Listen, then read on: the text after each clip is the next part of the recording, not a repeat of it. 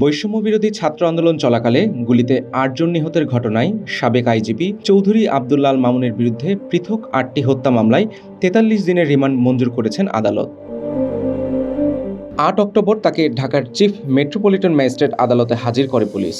মামলাগুলোর সুষ্ঠু তদন্তের জন্য রিমান্ডে নেওয়ার আবেদন জানানো হয়। অন্যদিকে মামুনের আইনজীবী রিমান্ড বাতিল করে জামিনের আবেদন করেন। উভয় পক্ষের শুনানি শেষে ঢাকার মেট্রোপলিটন ম্যাজিস্ট্রেট শাহিন রেজা জামিন আবেদন নামঞ্জুর করে ভিন্ন ভিন্ন মামলায় বিভিন্ন মেয়াদে রিমান্ড মঞ্জুর করেন।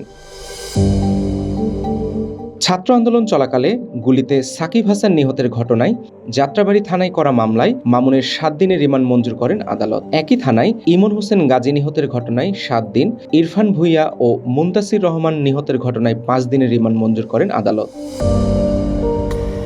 অপরদিকে ভ্যান চালক সুজন নিহতের ঘটনায় ৫ দিন, রফিকুল ইসলাম নিহতের ঘটনায় ৪ দিন, মাহমুদুল হাসান জয় নিহতের ঘটনায় ৫ দিন এবং নিউ মার্কেট থানার একটি হত্যা মামলায় সাবেক এই আইজিপির ৫ দিনের রিমান্ড মঞ্জুর করেন আদালত।